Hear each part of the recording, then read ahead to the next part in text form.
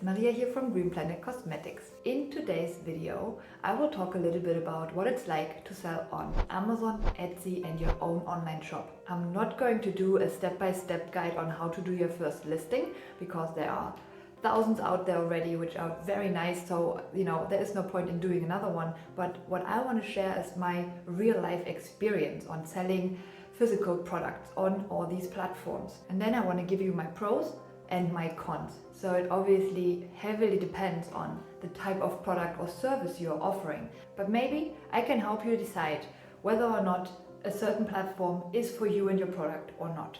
So let's have a look at it. Let's start with Amazon. Amazon was my best-selling platform. So it definitely has a lot of pros, but it also comes with a lot of cons. So as a small business owner or seller, it's very hard to find a fulfillment center that is willing to give you a chance, as in, you can just start right away and you don't have a minimum order quantity, which is very nice because, again, if you are just starting out, you don't have a big follower base yet. So, you might start with like selling just a couple of products the first month. So that is very nice. It's very easy, very straightforward, the entire process of setting up your shop on Amazon. So that is definitely one of the biggest pros for me. Also very nice is they have local shipping rates, which are very inexpensive. So for me it was Germany, and shipping within Germany was very inexpensive, which is obviously nice for your customers because then it's more attractive, they are willing to give you a try and order from you, even though you're just a very small and maybe new brand. So that I liked a lot. Also very, very good is that you have a huge customer base already. Everyone knows Amazon, everyone trusts Amazon, and everyone is happy to order from them. So even if you are a new brand or a small shop, people won't hesitate buying from you. So that I find also very, very good about selling on Amazon. What about the downsides of selling on Amazon? So in my case, I sold high-end natural skincare products. So it's handmade and it's also a real physical product. So for me as a small seller, it can be very expensive selling on Amazon.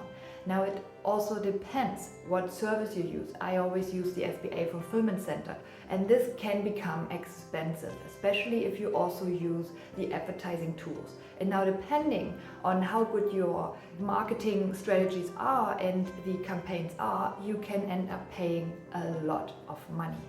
In my experience, it's also not great to sell handmade goods on Amazon. Yes, there is also Amazon Handmade, but I don't have good experience with that platform at all. So I just, stayed on Amazon. As I said, if you do put a lot of time and effort into it, and then on Amazon makes the rules. So if Amazon allows your customers to use your products and to then return it used, and then still get a full refund, that is obviously not very beneficial for you. And also looking at the entire sustainability aspect. So once you start selling there and once you use the FBA center, you definitely understand the dark side about it, because it's everything but sustainable. If you realize like how many people return their goods, it's insane. Like it's literally truckloads every day of products that are just driven around for no reason whatsoever. You also have to keep in mind, it depends what product you are selling. I was selling skincare products. So, I'm not going to resell any open products to the next person. Amazon or I then have to destroy it, which is again everything but sustainable. So just keep that in mind. And it's also, depending on the effort you put in it. With handmade goods, it's always a lot of time going into your products to then watch them be destroyed for no reason. So that can be very, very annoying. The last point on my list at least is the poor quality of the customer service.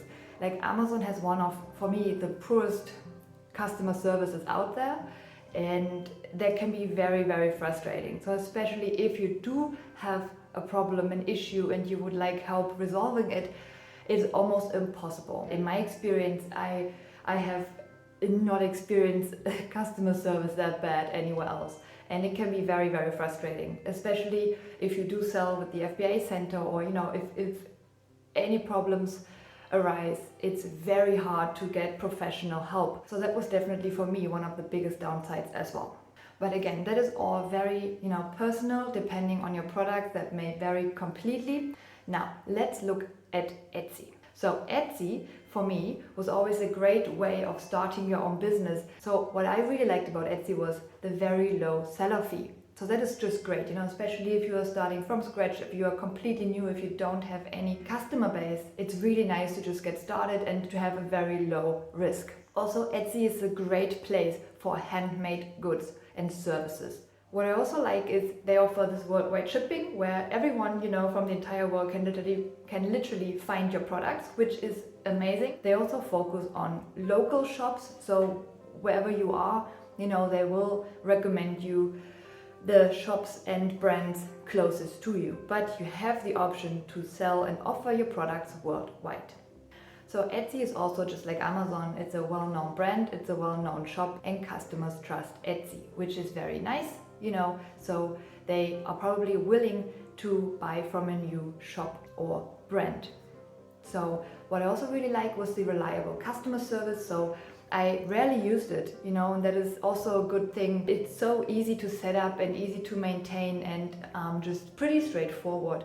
So I think I needed help from the customer service maybe twice, and they were always able to help me immediately. So I really like that about it. The best thing of selling on Etsy is you make your own shop rules, which is very important, especially if you do sell handmade goods. So the downside from Etsy, at least in my experience, was there was no fulfillment center. So it was always self-fulfillment.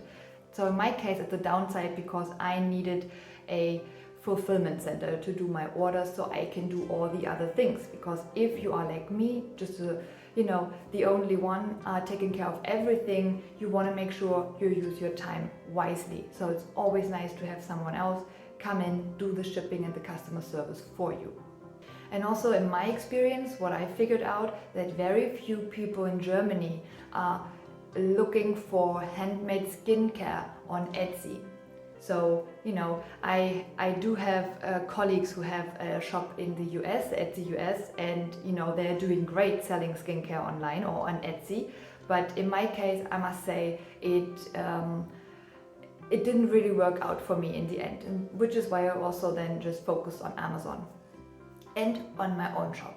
And that's the last one I want to talk about. So I started my own online shop before I started selling on Amazon. So the good thing about your own, let's say you have a Shopify account or a Wix account or Squarespace, doesn't really matter, but let's say you have your own web shop. And what I like about it is you have the lowish kind of maintenance fees, which is very nice. Again, in the beginning, you don't know yet what's coming your way or what, you just want to try out a few things. It comes in very handy. What I also love about these platforms is they offer different tier levels. So again, depending on your needs, you can choose, the lowest, the middle, or the highest tier level, and then just always upgrade or downgrade as you wish, which is very nice, especially in the beginning. The best part in my experience is your creative freedom. So you really have all the tools to create your very own personalized and unique web shop, which is amazing, to really point out what is special about your brand and why customers should choose you. For me, that was the most fun part, and I also really love that I can make my own rules. So that is very important. Hey, you get to decide whether you accept returns or not, and if you do accept them, what are the conditions for your customers. And so you really just you really adjust the rules to your needs as well, which is beautiful. And also, last but not least, you have great integrational tools which are free, and you can just literally connect them with all the different tools available on Google, which help you rank a little bit higher, which will help you to be found. The downside of selling on your own platform is that you are literally one out of a trillion websites out there. And to be ranked number one can be very, very difficult. It can take a lot of time, and it can be very, very expensive. So especially if you want to rank on Google, so you will have to use the Google ads or whatever other marketing you have available, but let's say Google advertising, and that can be, again, very, very expensive. So if you don't have a big marketing budget, it can be very, very difficult to be found on Google. Also, people don't know you, so you might seem not trustworthy because you are just a random new shop, and these days it's very easy to fake a shop, etc. So people are a bit suspicious and might not be willing to buy from your new shop. The other downside, and that is huge, is you don't have an existing customer base. Unless you do, well then that's beautiful, awesome, this one is then for you. But if you don't, if you are new and you don't have any existing customer base, it can be very, very hard to be found. And then you need to calculate, quite a bit of money for advertising. So people will eventually find you and buy from you. Yeah, I really hope that gives you a little bit of insight of what it's like to sell on these different platforms.